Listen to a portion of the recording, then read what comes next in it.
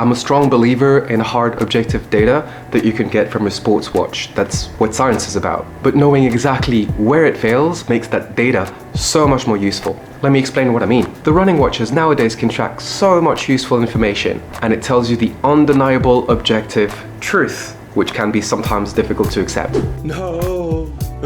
Anything from heart rate to pace to cadence, vertical oscillation, stride length. Now, what if you're dehydrated? Your watch will tell you an increase in heart rate, so your reflex will probably be to slow down. But you can see how, in terms of performance and health, the solution to that is rehydrating, not starting to walk run. So in this example, great that the watch is telling you that the heart rate is going up, but it doesn't tell you why. So if that hard data can fail you, what's the other option? Can you rely on feel only? Let's find out. Salut!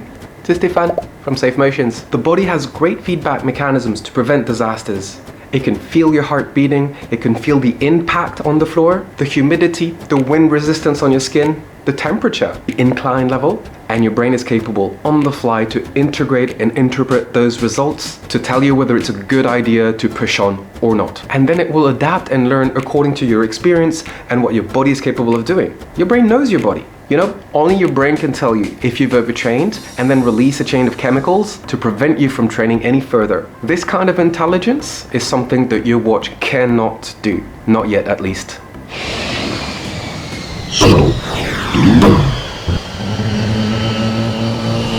Now here's where I think it connects all the barefoot running movement. A lot of runners think that running barefoot style is a more natural way of running. You get more sensory feedback from the floor, and this should cause less injuries. You're entrusting your body to respond to that feedback. Now, I'd argue that it's about the same with technology. Why not entrust your body to interpret the feedback that it gets? Train it to understand its limits in a natural way. As much as watches are some form of technology, shoes are too. Now, the problem is, while the brain is a genius at crunching sensory data on the fly, it's not perfect either, depending on the situation. If your brain thinks that you're being chased by a wild animal, all that sensory data goes completely ignored. And it's a good thing for obvious reasons. So what you need to do is calibrate your brain just like you calibrate a watch. We're going to use today 2 tests for that. The second one for me is of major importance, especially if you find yourself failing on uphills or on trails. So here's test number 1. Super simple. Find yourself a running loop, not too long, something that'll take you roughly 2 minutes to run at an easy pace. Set your watch and run that loop at your easy pace, let's say your half marathon pace. For example, find out how long it took you to run that loop. Then you rest for 30 seconds, and on the second round, you're only going to run by feel. Don't check your pace on your watch, just try and replicate the first loop. And then check how long it took you to run the second loop. Most of us will have run the second loop too fast. If you need to, run it again by feel until the paces match. That's it. You can do that with any predetermined pace under any conditions. Whether it's an uphill, whether it's humid, whether it's hot, cold, you decide. Teach your body how it feels to run under those predetermined conditions. Now here's the one for the hills. Find yourself a short hill. Like this?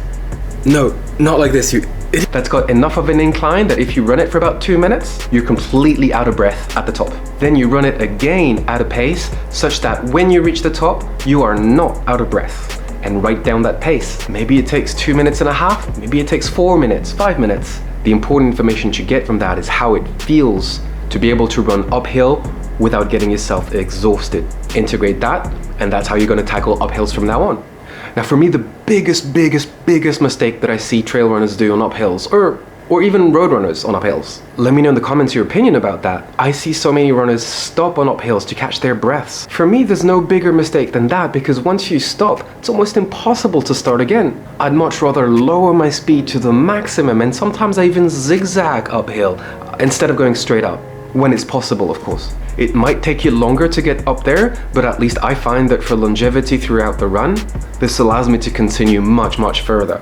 Now this is what's interesting. As you get more and more in touch with how your body feels, you'll be more acute and you'll feel when your body is using one side more than the other. Then all you need to do is confirm those imbalances with a few tests that I've got here on this video. So until then, don't forget to like this video and subscribe, and I'll see you in the next one. À bientôt!